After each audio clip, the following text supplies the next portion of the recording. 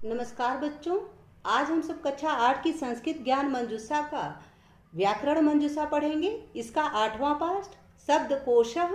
इसमें हम विलोम शब्द और पर्यायवाचक शब्द पढ़ेंगे। विलोम शब्द यानी विलोम शब्द किसे कहते हैं? वे शब्द जो किसी भी शब्द का उल्टा अर्थ बताते हैं उसे विलोम शब्द कहते हैं। तो शब्द विलोमः यानी शब्द और विलोम।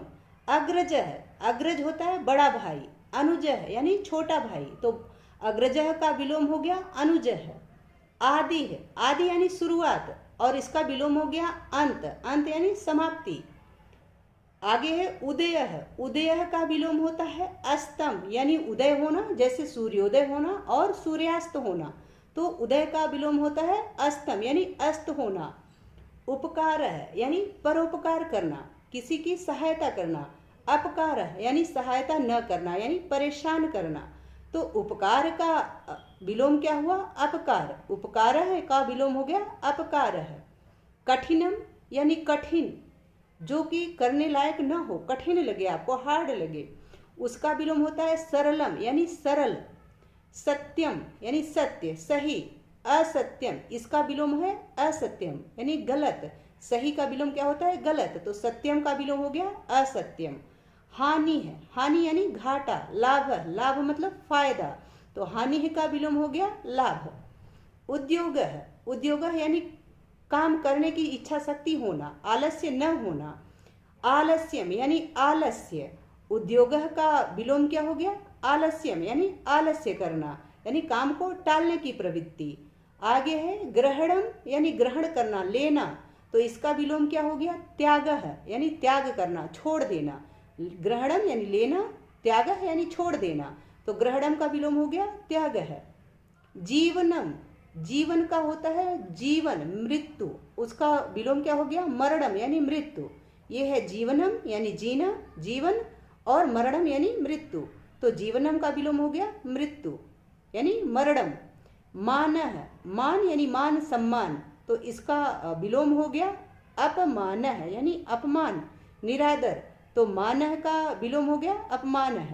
सुंदरः यानी सुंदर, खूबसूरत, तो इसका विलोम हो गया कुरूपः, कुरूपः यानी बुरा, जो अच्छा न हो दिखने में, उसे कुरूप कहते हैं, तो सुंदरः का विलोम क्या हो गया? कुरूपः। मित्रम यानी मित्र, आपका दोस्त, और इसका विलोम क्या हो गया? शत्रु यानी दुश्मन, शत्रु यानी दुश्मन, तो मित्रम का विलोम हो गया शत्रु। देवः यानी देवता, तो देवता का विलोम क्या हो गया? राक्षस है यानी राक्षस, भगवान का जो होता है देव, उसका विलोम होता है राक्षस। शीतम यानी ठंडा, शीतम का अर्थ होता है ठंडा। उष्णम, उष्णम का अर्थ होता है गर्म, तो शीतम का विलोम हो गया उष्णम यानी ठंडा का गर्म। विद्वान यानी विद्वान, जो ज्ञानवान है, उसका विलोम क्या होगा? मूर्ख यानी मूर्ख, जिसको कुछ नहीं आता है। ठीक है, आगे है संपत्ति है, संपत्ति है यानी सुख का दिन, सुख, और उसका उल्टा क्या होगा? विपत्ति है, विपत्ति यानी परेशानी, संपत्ति का विलोम हो गया विपत्ति। दुर्जन है, दुर्जन यानी दुष्ट व्यक्ति, और इसका उल्टा हो गया सज्जन यानी सज्जन व्यक्ति, अच्छा व्यक्ति। दुर्जन यानी दुष्ट व्यक्ति, सज्जन यानी सज्जन व्यक्ति, तो दुर्जन का विलोम क्या हो गया? सज्जन है। जय यानी जय, जय यानी विजय आपकी, इसका विलोम क्या हो गया? पराजय है यानी पराजय। जय यानी जीत, पराजय यानी हार, तो जीत का विलोम क्या हो गया? हार, तो जय का विलोम हो गया पराजय है। सुपुत्र है, सुपुत्र कहते हैं अच्छे पुत्र को, और कुपुत्र यानी बुरे पुत्र, बुरा पुत्र। सुपुत्र यानी अच्छा पुत्र, इसका विलोम हो गया कुपुत्र यानी बुरा पुत्र, जो पुत्र अच्छा न हो, नालायक पुत्र, तो सुपुत्र का विलोम कुपुत्र है। अह, अह का अर्थ होता है दिन, और निशा, निशा का अर्थ होता है रात, तो दिन का उल्टा क्या होता है? रात, तो अह का विलोम हो गया निशा। दिवसः, दिवसः का अर्थ भी होता है दिन, और इसका विलोम रात्रि यानी रात। ठीक है। आस्तिक, आस्तिक कहते हैं जिसकी भगवान में आस्था हो, जो भगवान को मानता हो उसे आस्तिक कहते हैं, और इसका विलोम है नास्तिकः, नास्तिकः यानी जिसकी भगवान में आस्था ना हो, जो ईश्वर में विश्वास न रखता हो, इसीलिए आस्तिकः का विलोम हो गया नास्तिकः। ज्ञानम, ज्ञानम यानी विद्वानी, ज्ञानी, ज्ञान, और इसका उल्टा हो गया अज्ञानम यानी अज्ञानता, मूर्खता। ठीक है, तो ज्ञानम का विलोम क्या हो गया? अज्ञानम। ठीक है, विलोम शब्द आप सबको समझ में आ गया? यदि कोई समस्या हो तो जरूर कमेंट बॉक्स में लिखिएगा। ठीक है, पर्यायवाचक शब्दा यानी पर्यायवाची शब्द। पर्यायवाची को अनेकार्थी शब्द भी कहते हैं, यानी एक ही शब्द के अनेक अर्थ। पर्यायवाची किसे कहते हैं? पर्यायवाची का अर्थ होता है अनेक अर्थ बताने वाले शब्दों को पर्यायवाची शब्द कहते हैं। ठीक है, शब्द पर्यायवाची। कमलम, कमलम यानी कमल, तो उसको क्या कहते हैं? सरसिजम, पंकजम, अंबुजम, यानी सरसिज, पंकज, अंबुज, जलज, नीरज, पंकज इत्यादि कमल के ही नाम हैं। जलम यानी जल, पानी। वारी, नीरम, अम्बु, आपह, ये पानी का पर्यायवाची है। वारी माने मीन्स भी जल होता है, नीरम मीन्स भी जल होता है, नीर। अम्बु मीन्स भी जल होता है, पानी होता है। आपह मीन्स भी जल या पानी ही होता है। ठीक है, माता, माता यानी आपकी माँ, जननी। माता का पर्यायवाची क्या होता है? जननी, धात्री, अम्बा, माँ। ठीक है, ये सारे माता का पर्यायवाची हैं। पुष्पम यानी फूल, पुष्पम यानी फूल, तो फूल का पर्यायवाची यानी पुष्पम का पर्यायवाची होता है कुसुमम, सुमनः, प्रसूनम इत्यादि। ये सारे कुसुम के अर्थात फूल के पर्यायवाची हैं। ठीक है, वृक्ष, वृक्ष, वृक्ष का पर्यायवाची होता है तरु, तरु यानी पेड़। पादप, पादप मीन्स भी पेड़ होता है। द्रुम, द्रुम मीन्स भी पेड़ ही होता है। तो वृक्ष का पर्यायवाची क्या है? तरु, पादपः, द्रुमः। पर्वत, पर्वतः यानी पर्वत। पर्वत को क्या क्या कहते हैं? गिरिः, शैलम, भूधरः, ये सारे पर्वत के पर्यायवाची हैं। ठीक है, राजा, राजा का पर्यायवाची होता है नृपः, नृपः मीन्स भी राजा होता है। नरेशः, नृपति है, भूपति है, ये सारे राजा के पर्यायवाची होते हैं। देवः यानी देव, देवता। देवता को क्या क्या कहते हैं? सुरः, अमरः, देवता। तो ये सारे देवः के पर्यायवाची हैं, यानी सुर मीन्स भी देवता होता है, अमरः मीन्स भी देवता होता है, और देवता मीन्स भी देवता ही होता है। ईश्वर भी देवता का ही पर्यायवाची है। अमृतम यानी अमृत, अमृत, अमृत का पर्यायवाची होता है सुधा, पीयूष, सोम, ये सारे अमृत के पर्यायवाची होते हैं। तो अमृतम का पर्यायवाची हो गया सुधा, पीयूष और सोमः। ठीक है, आगे है सूर्य यानी सूर्य। सूर्य का पर्यायवाची क्या होता है? दिनकरः, रविः, भानुः, यानी सूर्य के बहुत सारे नाम होते हैं, जैसे दिनकर, दिवाकर, भानु, भास्कर, सावित्री इत्यादि। तो ये सारे सूर्य के ही पर्यायवाची यानी सूर्य के ही नाम है। जैसे यदि आप सूर्य को भास्कर कहेंगे तो भी सूर्य ही होगा, सूर्य को दिनकर कहेंगे, रवि कहेंगे, दिवाकर कहेंगे, भानु कहेंगे तो भी सूर्य का ही नाम है। ठीक है, चंद्र, चंद्र यानी चंद्रमा।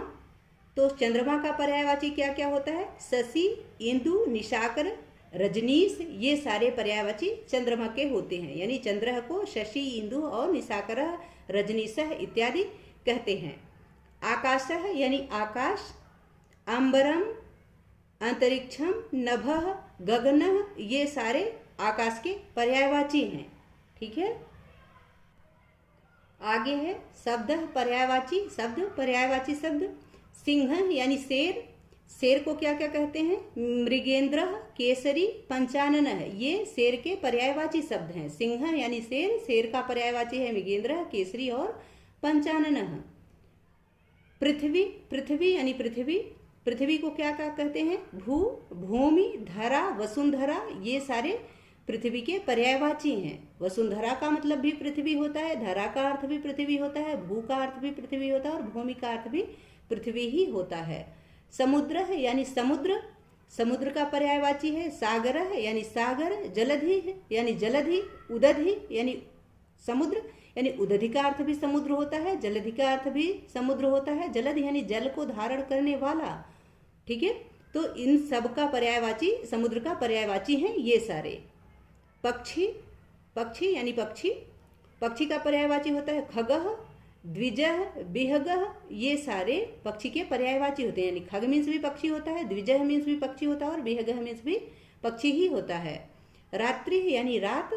रात का पर्यायवाची होता है निशा यानी रात्रि। रजनी, रजनी मीन्स भी रात होता है। सर्वरी, सर्वरी मीन्स भी रात्रि ही होता है, ठीक है। मृगा यानी मृग, मृग को क्या क्या कहते हैं? पशवः, वनचराः, चतुष्पादः यानी 4 पैरों वाला, जिसके 4 पैर होते हैं उसे चतुष्पादः कहते हैं, ठीक है। तो मृग यानी मृग का ही पर्यायवाची है पशवः, वनचराः और चतुष्पादः। रिपुः, रिपु यानी शत्रु, बैरी, तो इसका पर्यायवाची क्या होता है? शत्रुः, अरिः, वैरिः, ये सारे रिपु के पर्यायवाची होते हैं। रिपु का मतलब होता है दुश्मन। मित्रम यानी मित्र, दोस्त, दोस्त का पर्यायवाची क्या होता है? सखा, बंधु, सहचरः, ये सारे मित्र के पर्यायवाची होते हैं। नयनम यानी नयन, नेत्र, तो इसका पर्यायवाची क्या होता है? चक्षु यानी आँख, नेत्रम यानी नेत्र, इसे भी आँख ही है। अक्षि, अक्ष मीन्स भी आँख ही होता है, यानी नयनम का पर्यायवाची क्या होता है? चक्षु, नेत्रम, अक्षि, आँख, ये सारे नेत्र के पर्यायवाची होते हैं, नयन के पर्यायवाची होते हैं। वनम यानी वन, जंगल, इसका पर्यायवाची होता है अरण्यम, अटवी, विपिनम, यानी जंगल को हम वन कहते हैं, अरण्य कहते हैं, अटवी कहते हैं, विपिन कहते हैं, तो ये सारे वनम के पर्यायवाची हैं। मेघ यानी मेघ, बादल, मेघ का पर्यायवाची क्या क्या होता है? वारिदः, जलदः, नीरदः, यानी बारिश कराने वाला, जल को धारण करने वाला, पानी को देने वाला, इसीलिए इसको मेघ कहते हैं, ठीक है। तो मेघ का पर्यायवाची हैं ये सारे, या मेघ यानी बादल, बादल के पर्यायवाची होते हैं वारिद, जलद, नीरद, ये सारे मेघ के पर्यायवाची होते हैं। प्राणी, प्राणी यानी जीव, कोई भी जीव, मनुष्य इत्यादि सब, यानी जीव जंतु मनुष्य इत्यादि सब इसमें आते हैं प्राणी में।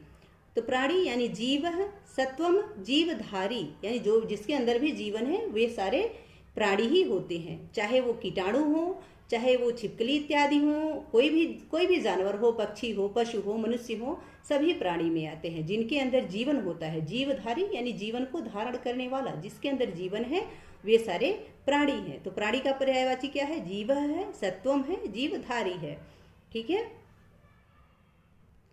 आशा है कि यह पाठ आप सबको अच्छे से समझ में आ गया होगा। यदि पाठ से संबंधित या वीडियो से संबंधित कोई सुझाव हो तो प्लीज़ कमेंट बॉक्स में अवश्य लिखिए।